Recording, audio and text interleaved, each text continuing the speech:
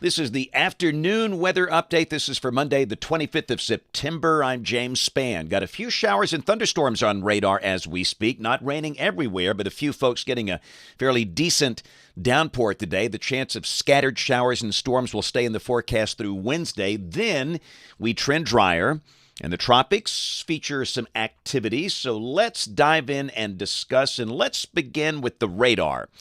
And we are live on Facebook and YouTube at 2:39 this afternoon, and you can see some fairly decent showers and storms in progress, mainly west of I-65 in parts of Pickens, Lamar, northern Tuscaloosa, and western Jefferson counties, northern Bibb County. And we've got some thunder and lightning here, nothing severe. Take a look at some of the heavier showers in progress, and again, this is at 2:40 this afternoon. Rain falling heavily around Gordo on US 82 in Pickens County, also just west of Carrollton in Pickens County. Heavy rain falling up in northern Tuscaloosa County, north of Lake Tuscaloosa. We got some decent downpours in progress over eastern Tuscaloosa, northern Bibb counties around the Mercedes plant down to West Blockton. Also got a few isolated showers on the eastern side of the state, raining on US 280 just below Alexander City. A couple of showers in Coosa, Talladega, Randolph counties. And a few spotty showers down in southwest Alabama. But again, it's very random and very scattered. And what we really need is a good, just widespread type rain. And we don't see that anytime soon. But at least some folks are getting some rain today. Here's the upper air look. There is an upper low that's over Minnesota. And the westerlies are underneath that. And again, the air is a little more unstable today. And you can see the pockets of convection. That's the visible satellite view. Away from the storms. The sky partly to mostly sunny. There's the regional radar composite. And again, you can see the cluster of thunderstorms over west Alabama. Got some rain falling over south Mississippi. Temperatures above average. The average high for this date is 84. Most spots are well above that. Birmingham and Anniston, 87. Tuscaloosa, 89. The hot spots are Dothan and Huntsville at 91. And a quiet day across the country. That's the watch warning map. Got a few marginal risks of severe storms through tonight. One over parts of the Florida Peninsula and one through parts of South Texas. Tomorrow, got a marginal risk from Chicago down toward Indianapolis and also one around El Paso, Texas. And on Wednesday, which is day 3, a marginal risk around the Ohio River. That would include places like Cincinnati and Louisville. Here's the rain for the next 7 days, and around here, just not a lot. The better numbers are over the Florida Peninsula, not the Panhandle. For Alabama, heavier totals, extreme South Alabama, about 1 inch for Mobile and Dothan, under 1/2 inch for the northern half of the state. And that's the rain through Monday morning of next week. Let's look at the tropics. We've got one tropical storm on the board, Philippe. Little disturbance in the southern Gulf. That will not develop. It's just not going to happen. And you might hear otherwise on the TikTok or the YouTube, but it's not going to happen. And a wave in the eastern Atlantic. This is the 7-day, and the Hurricane Center giving that feature in the Gulf a 0% chance of development. Strong winds aloft will come over that, and it's just not going to happen.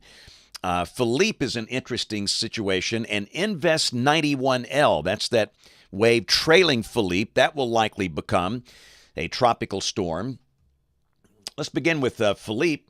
Again, the National Hurricane Center keeping it under hurricane strength for the next 5 days, valid through Saturday morning. And it slows down as the steering currents collapse. And again, it's at a fork in the road here. And where it ultimately goes will depend on the strength of the system. So this is the GFS ensemble. And you can see most of the members take it out to sea, based on the idea that this would be a stronger system. But if it's a weaker system, this European idea might be correct. It might stay on that west-northwest track, maybe passing north of Puerto Rico here in 5 to 7 days. We just don't know that yet. It'll be interesting to watch this evolve. So a lot of uncertainty in the future, but I'd say there's a reasonable chance one way or the other at some point this will be picked up and taken out into the North Atlantic. I don't think that's a threat to the United States. And in terms of the Eastern Atlantic feature, this is Invest 91L. This is the one trailing Philippe. Again, very good agreement in that this will be a fish-type storm. Out to sea, no threat to land. So, model fans, here we go, the GFS. This is the 12Z run, valid tomorrow afternoon at 4. The upper low is weakening north of the state between Des Moines and Chicago, but there's a little weakness in the ridge, and again, like today, we'll see spotty showers and thunderstorms around. I say the chance of any one spot, like your front yard, getting rain in the 30% bracket. And the better coverage probably over the southern half of the state, highs in the 80s. And again, Wednesday, that might be the better chance of getting some rain for the southern counties. The rain could be relatively widespread south of US 80. North Alabama, same thing. Spotty showers, nothing too widespread. Highs in the 80s. And then we trend dry as the ridge begins to rebuild. Thursday, just a small chance of a shower. Most locations dry with highs in the 80s. And then for Friday, Saturday, and Sunday, we're looking dry. That's Friday. This is Saturday. This is Sunday. Sunny, warm days, clear, pleasant nights, highs in the 80s, lows in the 60s. Again, great weather for high school football Friday night and the college games across the Deep South on Saturday. This is a week from today, Monday the 2nd of October. Upper low off the Atlantic coast, a trough in the western states, ridging in between, and that means we're still dry. Let's go out 10 days, Thursday of next week. October the 5th, we've got this upper low that's over Oklahoma, a trough off the Atlantic coast and a shortwave ridge on top of Alabama, which means, if that verifies, we're still dry. And again, October and September can be very, very dry here. We'll check rain for Birmingham coming off the GFS ensemble. The mean is between 1/2 and 1 inch between now and the 10th of October. And a lot of folks are looking for that first really good push of cool air for the fall season, where highs drop in the 70s and lows drop in the 40s. Don't think that's going to happen for the next 10 days. This is coming off the national blend of models. You can see very steady numbers across the board. Highs holding in the 80s and lows holding in the 60s. And not a lot of hope for the cool weather fans in the 8 to 14-day guidance. This is for October 3rd through October 9th. And if this holds, we'll have a western trough where they'll be below average, and then a ridge over the eastern half of the country where we will likely be above average in terms of temperatures. Hey, let's roll that kid cam. I like it. Second, third graders today.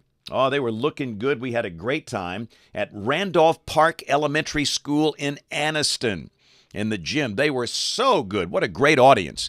Getting Monday started off talking about some science, and ooh, yes, look at that cake. That makes me happy. We love cake here. It releases endorphins. It's good for you. But again, the kids were just so great. So again, to all of the students and the faculty, administrative team, Randolph Park Elementary in Anniston, you guys are looking just outstanding. That was a great, great visit earlier today.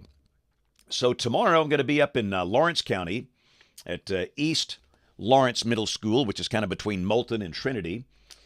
Wednesday, Hale County, Moundville United Methodist Church, their pre-K kindergarten program there for the little ones.